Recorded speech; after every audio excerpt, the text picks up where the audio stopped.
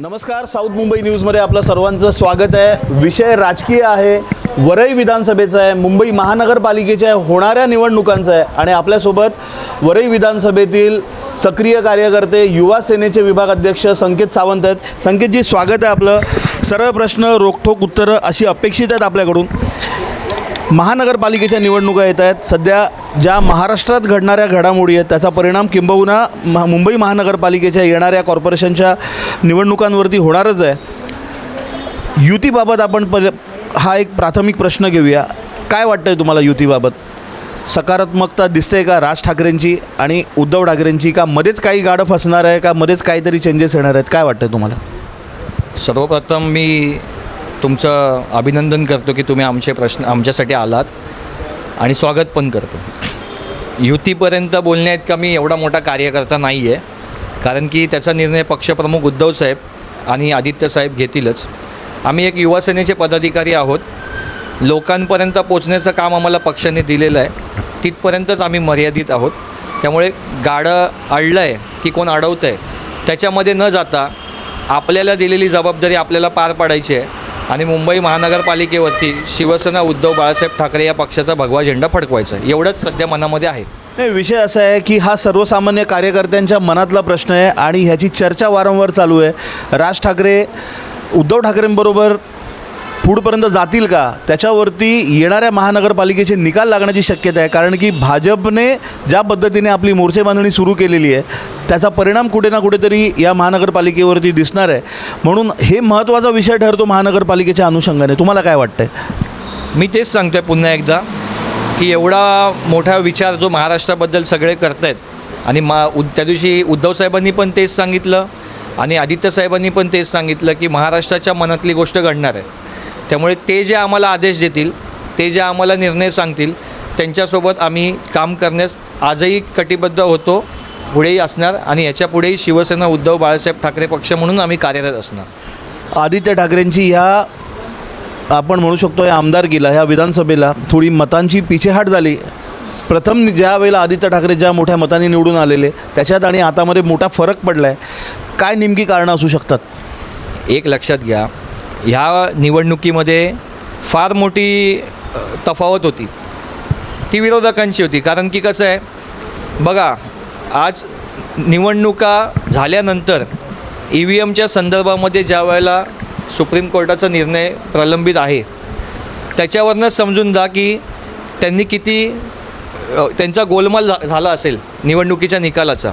आदित्यसाहेब 100% वरळीकरांच्या सेवेमध्ये होते, याच्याही पुढे असतील आणि आदित्यसाहेबच निवडून येणार होते, हे काळ्या दगडावरची भगवी रेघ होती। परंतु त्याच्या निवडणुकीच्या आधी जे काय आता गट बनलेले आहेत, जे काय गद्दारांनी गट केलेला आहे, आज एकट्या आदित्यसाहेबांना हरवण्यासाठी संपूर्ण महाराष्ट्रातले जेवढे पक्ष आहेत ते त्यांच्या विरोधामध्ये ठाकले होते। परंतु शिवसेना हा एकमेव पक्ष असा आहे की आम्ही ठामपणे आमची कामं करत होतो आणि कार्यकर्त्यांच्या सगळ्यांच्या मेहनतीमुळे आदित्यसाहेब विजयी झाले।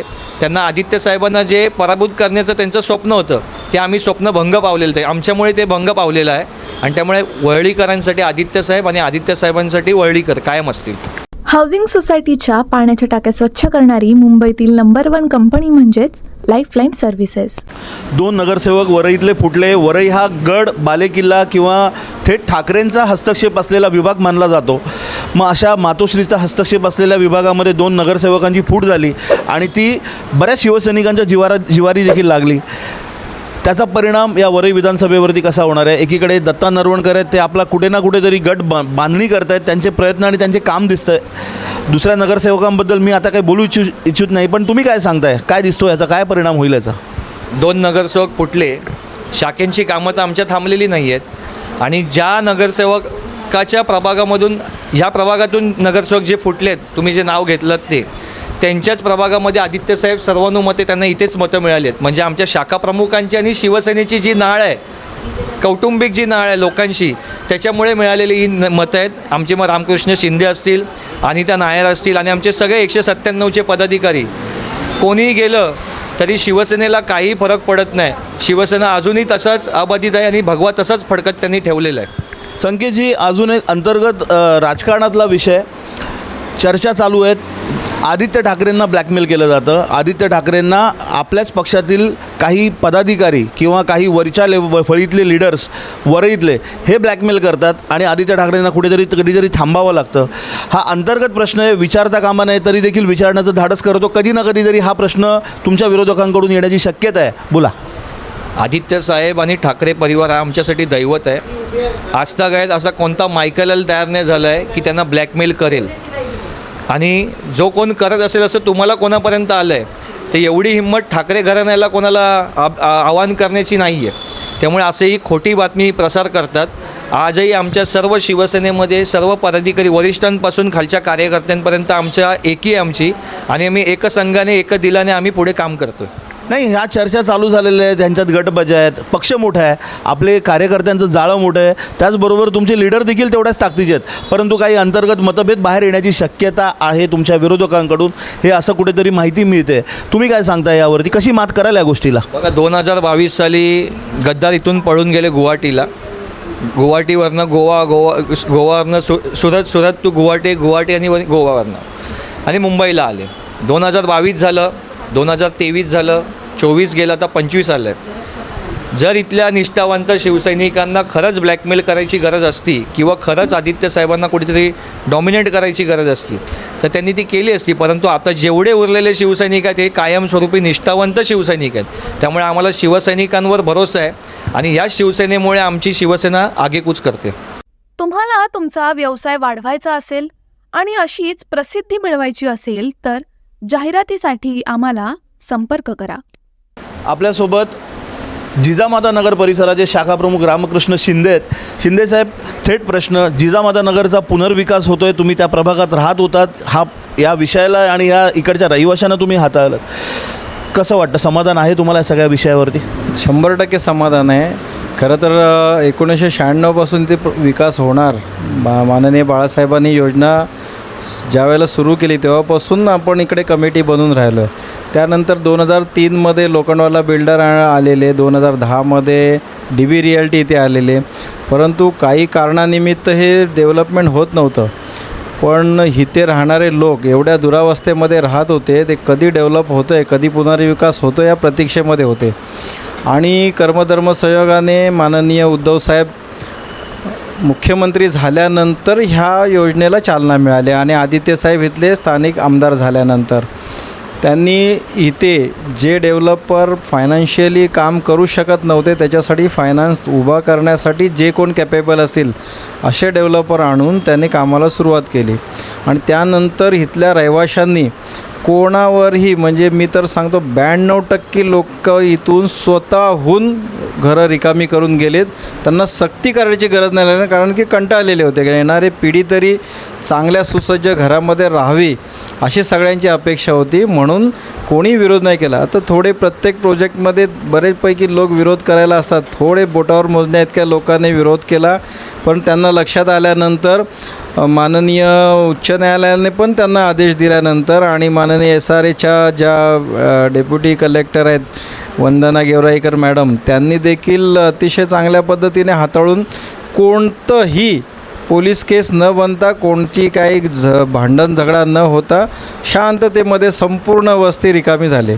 आणि आता आमची अपेक्षा एवढीच आहे की जसं BDDचा पुनर्विकास एवढ्या झपाट्याने झाला त्याच पद्धतीने आम्हाला लवकरात लवकर या घरामध्ये राहण्यासाठी मिळावं ही अपेक्षा आहे. संघटनेबद्दल सांगायचं झालं तर आता बरेचसे लोक प्रत्येक गोष्टीचा स्वतःकडे क्रेडिट घेण्यासाठी प्रयत्न करते. आता युती सरकार आता सर्वश्रुत आहे की जे मुंबईमध्ये पाणी भरायचं त्याच्या पाण्याचा निचरा व्यवस्थित होण्यासाठी प्रयत्न पूर्ण आदित्य साहेबांनी केले. आणि जसं की हिंदमाताला पाणी भरायचं आता भरत नाही, आता कोणीही बोलत नाही, पण त्यावेळेला सत्ता तुमच्याकडे आहे म्हणून बोललं जायचं. परंतु माननीय आदित्य साहेबांच्या नेतृत्वाखाली ह्या सगळ्या गोष्टीचा पाठपुरावा करून त्यामध्ये प्रश्न सोडवण्यात आला. सगळ्यात महत्त्वाची गोष्ट, जो कोस्टल रोड बनतो आहे तो माननीय उद्धव साहेबांचा ड्रीम प्रोजेक्ट म्हणून तो मानला गेला, बरोबर आहे. आणि त्या पद्धतीने संपूर्ण खर्च महानगरपालिका उचलते. आणि असं असताना तो जेव्हा पूर्ण झाला त्यावेळेला हे सरकार येऊन तिथे उद्घाटनं करतं आणि ते नरेंद्र मोदींचं ड्रीम सांगतं, कोण देवेंद्र फडणवीसांना देतं आहे, कोण मिंदे गटांना सांगतं आहे. परंतु हा पूर्ण प्रोजेक्ट हा माननीय उद्धवजी साहेबांचाच होता, हे सर्वश्रुत आहे. आणि फेक नेरेटिव्ह बोलतात की बाबा शिवसेना फेक नेरेटिव्ह पसरवायची आवश्यकता लागत नाही. शिवसेनेची नाळ ही मुंबईतल्या सर्व लोकांशी जोडलेली आहे. गेली 30 वर्ष जर आपण सत्ता करतो आहे, देशातली एकमेव महानगरपालिका ज्यांचं स्वतःचं संपूर्ण FD करून ठेवलेली होती जवळजवळ 92,000 करोडची स्वतःची धरणं आहेत.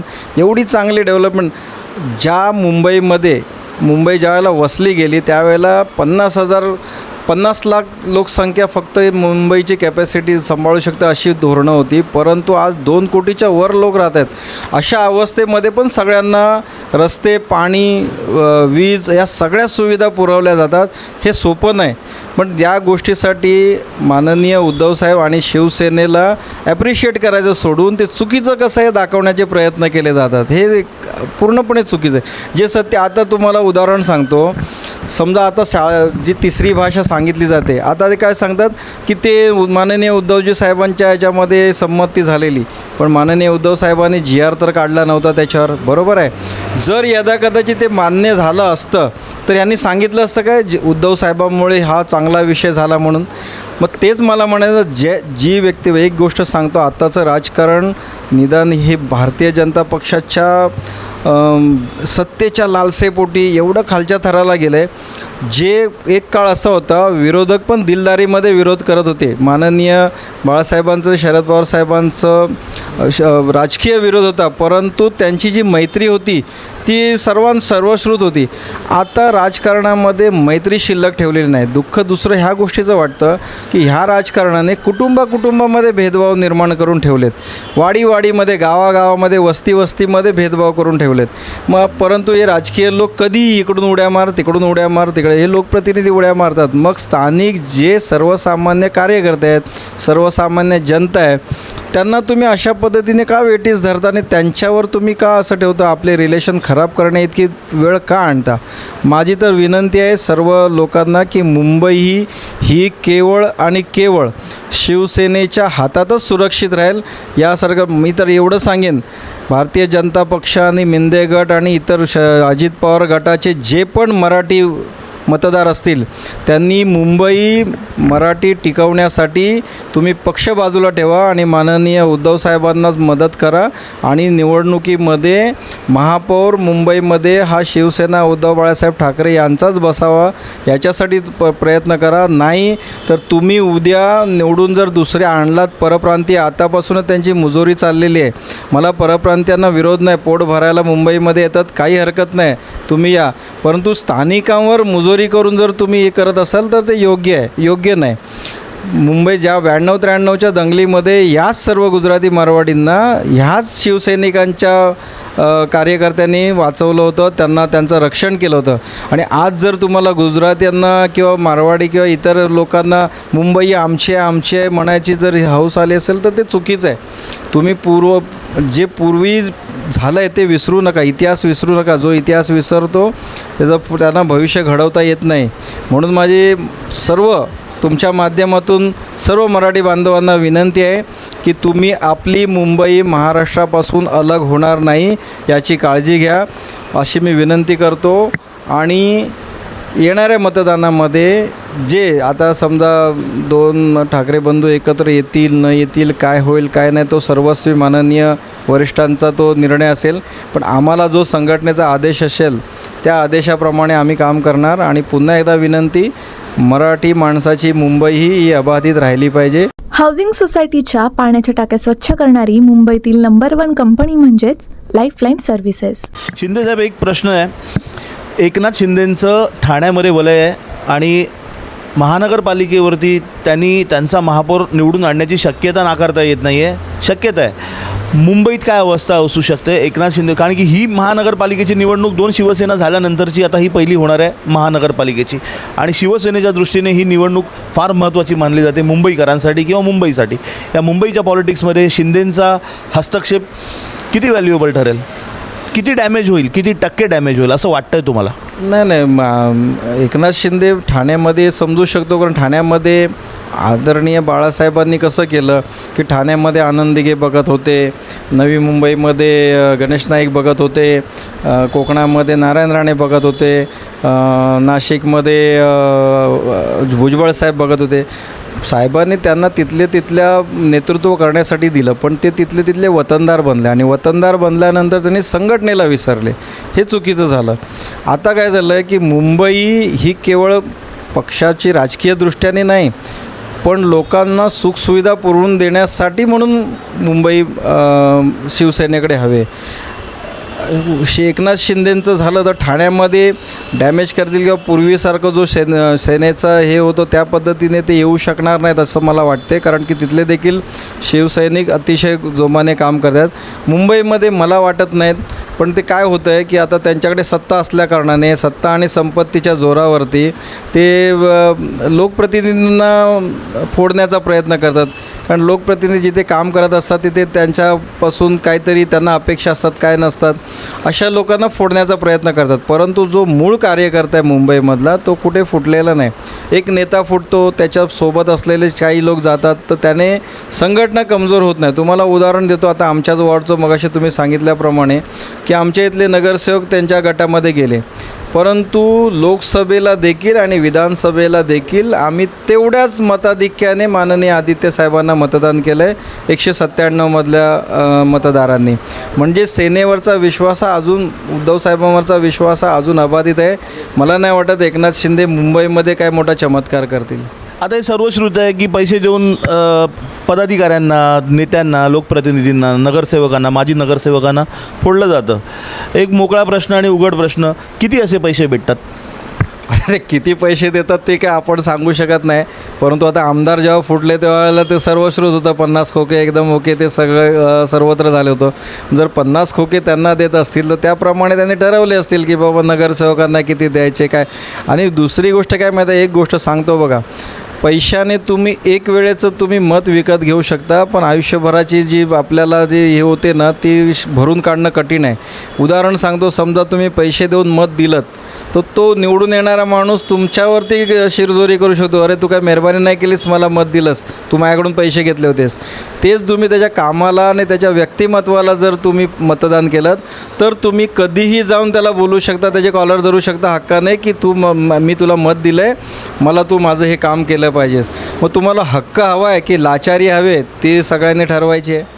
रामकृष्ण शिंदेसाहेब, एक बातमी येते, नितेश राणे जिजामाता नगर ह्या परिसराचा पुनर्विकास होत असताना त्यात हस्तक्षेप करू इच्छितात किंवा त्यांचं कुठेतरी आंदोलन होण्याची शक्यता आहे, विरोध होण्याची शक्यता आहे, विकासकाला रिप्लेस करण्याची भूमिका आहे, अशी काही अंतर्गत गोटातून बातमी बाहेर येते. आणि जर नितेश राणे या ठिकाणी आले तर वरईसाठी ही मोठी बातमी ठरेल. नितेश राणे हे एक म्हणजे एक कडवे विरोधक मानले जातात शिवसेनेचे, ठाकरेंचे, मातोश्रीचे. तुम्ही काय सांगता यावरती? आता नितेश राणे जर इकडे येत असतील ना ते हास्यास्पद आहे, कारण की इकडे 100% लोक रिकामे करून गेलेत घरं. बरोबर आहे, चुकीचं असं तर काय घरं सोडून गेले नसेल लोक. पहिली गोष्ट, राहुल नार्वेकर ते जे त्यांच्याच पक्षाचे आहेत, ते काही एक वर्षापूर्वी ते आले होते. त्यांनी लोकांमध्ये भ्रम निर्माण केला, पण त्यांना जेव्हा वस्तुस्थिती कळली त्यावेळेला पुन्हा ते आले नाही. त्यानंतर त्यांच्याच पक्षाचे आशिष शेलार इकडे आले होते, युतीमधले आशिष शेलार देखील इकडे येऊन गेले. त्यांनी देखील पाहिलं की सगळं सुरळीत चाललं आहे, त्यांनी देखील नंतर विरोध केला नाही. मग जर एवढे मातब्बर लोक जे मुंबईमध्ये राहणारे आहेत ते येऊन गेले, त्यांनी सगळं बघितलं की व्यवस्थित चाललं आहे. मग जर नितेश राणे जर येत असतील तर त्यांचा एकमेव उद्देश असतो, आता बघा राजकीय लोक बिल्डरकडे का जातात, 2 उद्देश असतात त्यांच्याकडून. एक आर्थिक बाबाचा असतो विषय, किंवा त्या प्रोजेक्टला विरोध करायचा, आपला स्वतःचा कोण माणूस आणायचा असतो असं. आता इथे दुसरा माणूस कोण आणूच शकत नाही, कारण की ऑलरेडी सर्वांचे सगळे ॲग्रीमेंट झालेले आहेत. आता जर नितेश राणे येत असतील तर केवळ आणि केवळ राजकीयदृष्ट्या माननीय आदित्य साहेबांना डॅमेज करण्यासाठी येत असतील, कारण की आदित्य साहेबांच्या मतदारसंघामध्ये जो वेगाने होत असलेला विकास त्यांना बघवत नसेल, मग तिथे कुठेतरी विरोध करायचा, तिथे काहीतरी नसलेल्या गोष्टी निर्माण करायच्या आणि सत्तेत असल्यामुळे मग तिथून काहीतरी मुद्दाम ते रखडवण्याचा प्रयत्न करायचा, हे त्यांचे प्रयत्न असतील. परंतु इथली जनता सुज्ञ आहे. बघा काय असते, आहे, स्लममध्ये राहणाऱ्या माणसाला त्यांच्या वेदना माहीत आहेत की आम्ही कशा अवस्थेमध्ये इथे राहिलो आहे. मी स्वतः 48 वर्ष स्लममध्ये राहिलो आहे. 48 वर्ष आमची एक पिढी, माझे बालपणापासून तरुणपणापर्यंत आता उतरत्या वयापर्यंत आम्ही इथे राहिलो आहे. पुढची पिढीनी देखील तीच अवस्था. आता ह्या लोकांचे करोडोचे बंगले आहेत, करोडीची घरं आहेत, ह्यांना इथल्या लोकांची दुरावस्था कळणार नाही. बरोबर. बरं, तुम्हाला जर करायचं होतं तर तुम्ही जवळजवळ 22 ते 23 वर्ष हा प्रोजेक्ट रखडला होता. का नाही हे आले इथे? का नाही यांनी सांगितलं की बाबा नाही इथे चांगला डेव्हलपर लावला पाहिजे, यांचा लवकर पुनर्विकास झाला पाहिजे? तुमच्याकडे सत्ता होती. आता कुठेतरी गरिबांना, बिचारा रहिवाशांना चांगली घरं मिळायचे दिवस आले तर यांना विरोध करायला सुचतो आहे. म्हणजे गरिबांनी चांगल्या घरात राहू नये, म्हणजे झोपडपट्टीवाल्यांनी कधी चांगल्या घरामध्ये जाऊच नाही, हे पूर्णपणे चुकीचं आहे ना. तुम्ही जर विकासक चुकत असेल, कमिट्या चुकत असतील, शासन चुकत असेल, कुठेतरी काय प्रॉब्लेम आहे, ते प्रॉब्लेम सोडवायला या ना. तुम्ही प्रॉब्लेम निर्माण करायला कशाला येत आहे? जर तुम्हाला कळत असेल की इथे काहीतरी गोष्ट चुकीची होते, बाबा डेव्हलपर चुकीचं करतो आहे काम, आम्हाला रहिवाशांना सपोर्ट करा, इथल्या राहणाऱ्यांना. अरे हे चुकीचं होतं, त्याच्यासाठी तुम्हाला इथे हंगामा करायचा, आंदोलन करायची काय आवश्यकता? ह्याच्यामागचा उद्देश स्पष्ट कळतो की यांना माननीय आदित्य साहेबांच्या प्रभागामध्ये होत असलेले विकास पाहवत नाहीत आणि त्याच्यासाठी हे मुद्दाम हे प्रकरण करणार आहेत. हाऊसिंग सोसायटीच्या पाण्याच्या टाक्या स्वच्छ करणारी मुंबईतील नंबर 1 कंपनी म्हणजेच लाईफलाईन सर्व्हिसेस. राणेंचा विषय आला म्हणून एक सरळ आणि राजकीय प्रश्न आहे. नारायण राणे कुटुंबीय, ठाकरे कुटुंबियांचा सतत विरोध करताना, टोकाची टीका करताना वारंवार आढळतात. कधीकधी आपण म्हणू शकतो ना, आपण एक त्रस्त म्हणून देखील असं जाणवतं की नारायण राणे आणि कुटुंबीय, नितेश राणे असतील, निलेश राणे असतील, प्रखर टीका करतात. आदित्य ठाकरेंवरती देखील करतात. असो तो त्यांचा राजकीय भाग असो, पण ते टीका करून काही थकत नाहीत आणि आदित्य ठाकरे सहन करून काही थकत नाहीत. काय वाटतं तुम्हाला, काय घडतं आहे असं? एक लेवल असतं की एक टीका करून करून करून माणूस स्वतः कंटाळतो, पण हे कंटाळत नाहीत आणि आदित्य ठाकरे पण कंटाळत नाहीत त्यांच्या टीकेला. का असं कारण का? काय माहीत आहे, माननीय आदित्य साहेबांनी त्याबद्दल सांगितलेलं आहे, मी बोलणं योग्य नाही. आदित्य साहेब काय बोलले त्याचा त्यांना पगार मिळतो, असं आदित्य साहेबांनी सांगितलं आहे. बरोबर आहे. टीका करण्यामध्ये मला एक गोष्ट सांगावं, हे टीका करतात ना, ह्यांचा जन्म शिवसेनेमधून झाला. बरोबर आहे. नारायण राणेंना कुठच्या अवस्थेतून कुठच्या पातळीपर्यंत माननीय बाळासाहेबांनी उंचीपर्यंत नेलं ते सर्वश्रुत आहे. मग ज्या घराने, ज्या कुटुंबाने तुम्हाला तिथपर्यंत नेलं, थोडी तरी जनाची नाही मनाची बाळगली पाहिजे. आज आपण एखाद्याला एक बॉटल रक्तदान जरी केलं तो मरेपर्यंत आपल्याला विसरत नाही. आज तुम्ही जे आहात ते केवळ शिवसेनेमुळे आहेत, हे तुम्हाला स्वतःला मान्य आहे. बरं, तुम्ही काय सांगताय की शिवसेना अशी, मग ते काँग्रेसच्या दावणीला बांधली हे. मग तुम्ही जेव्हा शिवसेनेतून गेलात, तुम्ही पहिले काँग्रेसमध्येच गेलात. तुम्ही सोनिया मॅडमकडेच हे करत होतात, काय बोला, हुजरेगिरी. मग ती कुठे काय गेली? ते योग्य नाही ना. मग तुम्ही दुसरं, बरं, त्याच्यानंतर तुम्ही स्वतःचा पक्ष काढलात, तो मला 2-3 महिने पण नाही चालवलात. नंतर तुम्ही BJPमध्ये सामील झालात. मग सत्तेसाठी तुम्ही सर्वत्र धावताय आणि ते तुम्ही योग्य. आणि जे संघटनेचे, बाळासाहेबांचे अनुयायी आणि बाळासाहेबांचे वारसदार ठामपणे संघटनेसोबत आहे, ते चुकीचं. बघा, एक गोष्ट सांगतो, जे संस्काराचे आणि संस्कृतीचे विषय आहे की माननीय बाळासाहेबांच्या घरून मासाहेबांनी जी संस्कार आणि संस्कृती दिले ते त्यांना ते शोभत नाही ना यांच्या त्याच खालच्या पातळीमध्ये टीका करणं. त्यामुळे ते शांत आहेत, ते सहन करतात. आणि जर ते चुकीचं बोलतात, जनता बघते ना, जनता हुशार आहे. आता सगळी जनतेला सगळ्या सोशल मीडियामुळे सगळ्या गोष्टी कळतात. जनता हुशार आहे, त्यांना कळतं योग्य काय अयोग्य काय. ते कितीही विरोध केला तरी त्यांच्याने, किंवा किती गलिच्छ बोलले तरी ते त्यांचं काय लोक मनावर घेणार नाहीत. आज ते सत्तेत आलेत म्हणून सरस आहे. सत्ता आयुष्यभर नसते बघा.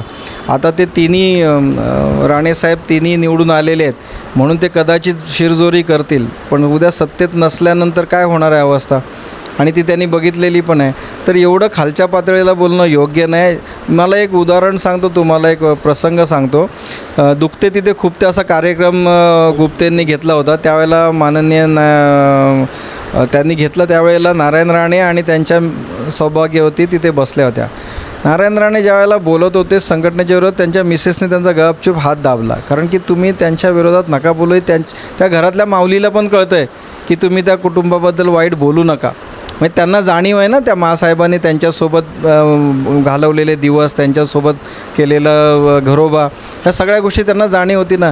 मग त्यांच्या घरात पण ह्या गोष्टी आवडत नाही. मग तुम्ही राजकीय फायदा उचलण्यासाठी तुम्हाला काय एवढा राग आहे? तुम्ही का राजकीय विरोध करा ना, कोणी नाही म्हटले, राजकीय विरोध करा. तुम्ही त्यांचे काही ध्येय धोरणं असतील ती चुकीची ठरवा, हरकत नाही. तुम्ही वैयक्तिक पातळीला तुम्ही अरेतुरेवर, तुमच्या वडिलांच्या वयाच्या माणसाला तुम्ही अरेतुरेमध्ये बोलता, थोडं तरी हे झाड. ह्याच्यामुळे काय होतं, त्यांची संस्कार आणि त्यांची संस्कृती कळते.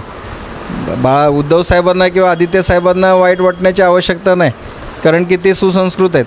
ते अशा घाणेरड्या पातळीच्या टीकेला ते भीक नाही घालत. नाही, हा स्वभावाचा पण भाग असू शकतो. त्या लेवलला त्यांना उत्तरं देण्याची तयारी नसावी कदाचित उद्धव ठाकरेंची किंवा आदित्य ठाकरेंची. परंतु हा विरोधाभास आहे. अशीच टीका राज ठाकरेंवरती कोण करताना आढळत नाही. स्वभावामुळे का, आक्रमकतेमुळे का, राडेबाजीसाठी ओळखली जाणारी शिवसेना शांत कशी राहते, हा पण प्रश्न पडतो. तुम्ही जुने शाखा प्रमुखात उत्तर द्या.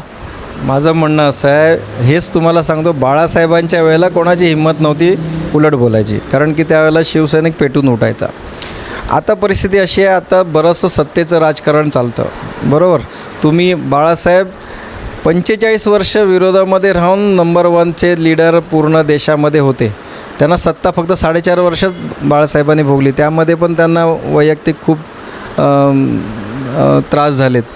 म्हणजे मासाहेब गेल्या, एक मुलगा गेला, ह्या सगळ्या गोष्टीला त्यांना त्यांची स्वतःची शस्त्रक्रिया झाली, या सगळ्याला सामोरं जावं लागलं. त्यावेळेचे शिवसैनिक कडवट होते, कोणाची हिंमत नव्हती हे करायची. आणि उद्धव साहेबांचा स्वभाव थोडासा मावळ आहे. त्यांनी काय सांगितलं आहे की आता माझ्या शिवसैनिकांवर केस पडून त्यांचं घर उद्ध्वस्त होऊ नये म्हणून ते काळजी घेतात. असं नाही की त्यांना ते करू, उद्या त्याने आदेश दिला तर सगळे शिवसैनिक पेटतील. सगळे सोडा, जे ज्येष्ठ आहे 60 वर्षाच्या वरचे 65 वर्षावरचे ते देखील पेटतील. परंतु त्यांचं म्हणणं आहे, आमच्या मीटिंग घेऊन त्यांनी सांगितलेलं आहे, आता तुमच्यावर केसेस देऊन तुम्हाला संकटात नाही पाडायचं आहे. कारण ज्या पद्धतीचं राजकारण बघा, ज्यांनी गुन्हे नाही केले त्यांना पण 100 दिवस तुम्ही तुरुंगात ठेवलं आहे. मग बिचारा एखाद्याने, त्यांचा उद्देश कसा असतो या सत्ताधाऱ्यांचा, की तुम्हाला मुद्दाम उकसवायचं, तुम्ही एखादी भानगड करावी, केसेस उत्पन्न कराव्यात आणि नेमकं निवडणुकीच्या वेळेला तुम्हाला आतमध्ये टाकावं, म्हणजे तुम्ही निवडणुकीमध्ये संपलात. हा त्यांचा उद्देश असू शकतो. म्हणून काही गोष्टी असतात ना, की असं नाही की आम्ही सगळ्याच गोष्टी सहन करतो आणि शिवसेना आक्रमक नाही. शिवसेना आक्रमक आहे आणि राहणार, त्याबद्दल वाद नाही. पण काळानुरूप काही गोष्टी बदलाव्या लागतात. एक वेळ अशी होती की नख असलेले वाघ पाहिजे होते, आज नखाबरोबर बुद्धी असलेले देखील वाघ पाहिजेत, तर तुम्ही याच्यामध्ये राजकारणात पुढे जाऊ शकता. तुम्हाला तुमचा व्यवसाय वाढवायचा असेल आणि अशीच प्रसिद्धी मिळवायची असेल तर जाहिरातीसाठी आम्हाला संपर्क करा. आपल्यासोबत याच जिजामाता नगर परिसरातील वरईतील माजी नगरसेविका अनिता नायर आहेत. अनिताताई, काय सांगताय आता या जिजामाता नगरचा पुनर्विकास होता, ह्या विभागात आपलं म्हणजे लोकांपर्यंत आपण पोचलेलं आहात. या जिजामाता नगरचं पुनर्विकास होत असताना तुम्हाला काय वाटतं, ह्याच्यात कुठे त्रुटी आहेत का, कुठे काही प्रॉब्लेम येत आहेत का, कसं वाटतं, काय सांगताय? आम्ही आता खरं तर आम्ही एक सोसायटी म्हणून जी काय आम्ही कामं करत होतो, आमचं म्हणजे प्रत्येक एका गल्लीमध्ये 2 प्रतिनिधी आम्ही निवडलेले आहे. त्या 2 प्रतिनिधीच्या माध्यमातून जी काय आमची कामं झाली, आमचे एकूण प्रतिनिधी जेवढे होते तेवढं कुणालाच असं भासलं नाही का कुठल्या गोष्टी त्या 2 गल्लीमधला माणूस आपला ऐकत नाही आणि ॲग्रीमेंट येऊन करत नाही. फक्त आम्ही 1-2 राऊंड केले, लोकांनी आम्हाला एवढा प्रतिसाद चांगला दिला त्या गोष्टीत, आणि चांगले म्हणजे स्वतः मनानेच येऊन ॲग्रीमेंट करून मोकळे करून सुद्धा गेले. फक्त त्यांची एकच माग होती का बाबा किती वर्षात हे होणार, आम्हाला भाडं किती असलं पाहिजे, आमची जागा कुठे असेल, ट्रान्झिस्कॅममध्ये आम्हाला मिळेल का नाही मिळेल, हे 4-5च त्यांचे प्रश्न होते आणि लोकांनी चांगला आम्हाला प्रतिसाद दिलेला आहे. त्या विकासकाबद्दल कधी तक्रारी आलेल्या आहेत का तुमच्यापर्यंत, या शाखेत आलेल्या आहेत का, तुमच्यापर्यंत आलेल्या आहेत का? आम्ही खरं तर आमचे 2 पाट आहेत इथं. एक आम्ही कमिटी मेंबर पण आहोत, पदावरती पण आहोत, आणि उद्धव बाळासाहेब ठाकरे ह्यांचे आम्ही पदाधिकारी पण आहोत. असे 2 पाट असल्यामुळे आम्ही ही जी जनता इकडून गेली ती जनता आमचे मतदार पण होते आणि आमचे शेजारी पण होते. तर आम्ही जास्तीत जास्त लक्ष त्यांच्यावर दिलं, त्यांना आम्ही शाखेपर्यंत म्हणजे त्यांची तक्रार अशी इथपर्यंत येऊन दिलीच नाही. कमिटीच्या सर्व पदाधिकाऱ्यांनी जे काय होतं ते आम्ही तिकडेच, त्यांचं जे काय चुकत असेल, काय होत असेल किंवा त्यांचं काय ऐकायचं असेल ते आम्ही तिथंच ऐकून सगळी कामं त्यांची करत होतो. आणि त्याताई, परंतु एक भाजपच्या आतल्या गटातून बातमी बाहेर येते की ते नितेश राणे विरोध करण्यासाठी येणार आहेत आणि जिजामाता नगरमध्ये या परिसरामध्ये कुठेतरी त्यांचं आंदोलन किंवा त्यांचा प्रखर विरोध होण्याची शक्यता आहे. काय माहिती आहे तुम्हाला याबद्दल आणि काय सांगाल यावरती? नाही, नितेश राणे येणार हे मी आत्ता जस्ट ऐकलं. त्याच्या बाबतीत मी असं जास्त काही माहिती घेतली नाही. पण नितेश राणे आले तरी मला वाटत नाही काय मोठा फरक पडेल करून. नितेश राणेंना कुठेतरी या विकासकाला हटवण्याचं कुठेतरी त्यांचं तात्पर्य आहे किंवा त्यांना तशी काहीतरी भूमिका आहे असं ऐकायला येतं आहे आणि ते लोकांच्या हितासाठी इथे येणार आहेत असं भाजपचे काही पदाधिकारी सांगत होते. का असं घडतं आहे मग? जर इथे सर्व काही आलबेल आहे तर मग नितेश राणे इथे काय येत आहेत? आत्ताच माझ्या सहकाऱ्यांनी सांगितलं, जिथं डेव्हलपमेंट असतो तिथं काही लोक विरोधात पण असतात. काही लोक जे कोण विरोधात असतात, आता त्याच्यामध्ये 2 मत असतात माणसाचे. एक तर माझ्या झोपड्यासाठी मी विरोध करतो आणि दुसरं माझं मी राशीसाठी काय करू शकतो, तो दोन्हीकडनं त्याचे प्रयत्न करत असतो. त्याचा रूम अगर त्याचे पेपर वर्किंग अगर चांगली असेल किंवा त्याचा रूम खरोखर लिगली आहे तर त्याला कुणाला घाबरलं नाही पाहिजे पहिली वार्ता तर. आणि राशीसाठी करत असेल तर मग ते त्याचं मत आहे ना, त्याच्यासाठी आम्ही कसं काय बोलणार. हे शिवसेनेचे वरईतील जिजामाता नगर परिसरातून पदाधिकारी कार्यकर्ते बोलत होते. संकेत सावंत होते, रामकृष्ण शिंदे होते, अनिताताई नायर होत्या. यांनी संपूर्ण या विषयाची प्रतिक्रिया दिलेली आहे. येणाऱ्या मुंबई महानगरपालिकेला अनुसरून वरई विधानसभेतील घडामोडींवरती देखील प्रकर्षाने त्यांनी भाष्य केलेलं आहे. कॅमेरा पर्सन साहिल वारिसेसह मी अभिषेक शिंदे, साऊथ मुंबई न्यूज, चेहरा मुंबईचा.